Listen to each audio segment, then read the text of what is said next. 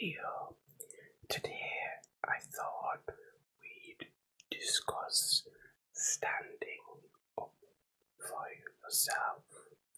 The reason I want to discuss this is because it is something I suffer with, mainly because I worry about the fallout of confrontation. As we all know, sometimes confrontation is like the worst, right? We don't want a hard life. We don't want to be tested that way all the time. And so we panic, right? We think, what is the path of least resistance?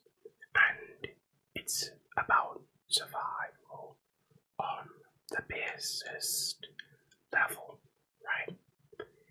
If I do the easy thing, I will see tomorrow. What I mean, of course, is that there will be no repercussion to the action. And I get it. I do it. You do it. Other people you know, other people I know do it.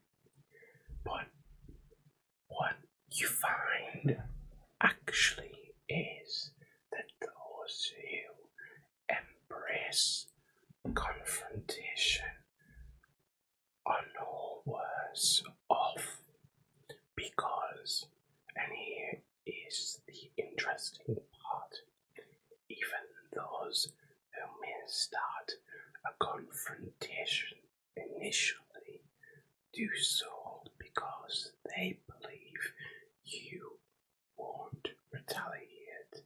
They know that that is actually the path of least resistance for them.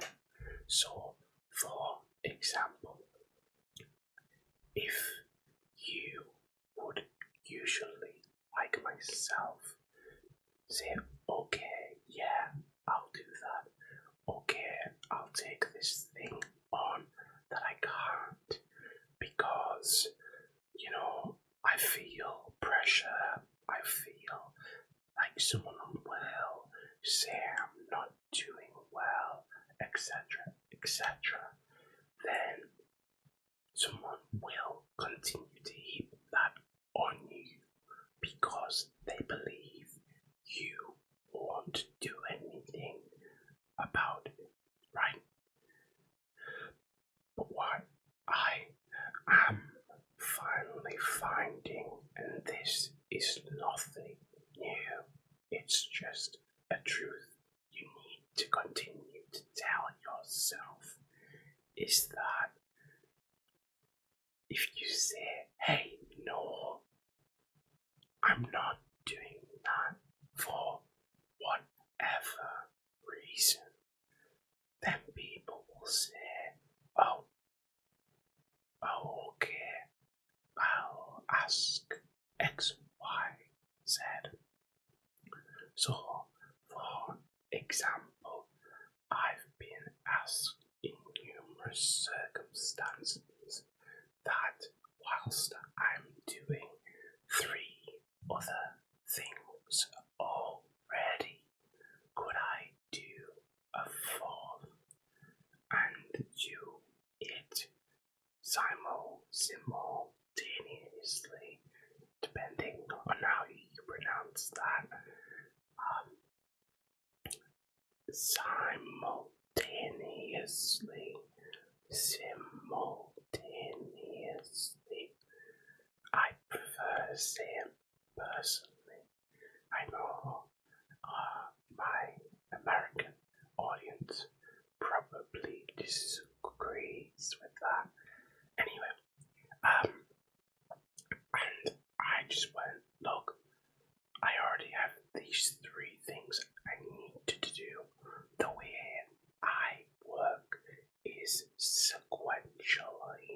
sequentially. So I need to get through these before I can help you. And that was what I said. I didn't get aggressive or get annoyed or be cruel or any sort of negative aspect. I just said it plainly. And they said, well, what can I help you with? And that's the point, isn't it? To say, hey, no, I can't do this. In fact, I might need help myself. And then 2 people, 3 people, 4 people sharing the load. And I think, yeah, that's how it should go. Now, of course, there will be outliers, but if you're honest and truthful and logical and kind of straightforward with this sort of thing, often you find people reciprocate either by saying what I've just said or going elsewhere for the help. And yes, those people might be hurt by your actions for a while, but if they're of any worth, they will understand your position. They will respect you more, and they will still ask that help if they needed it at another point.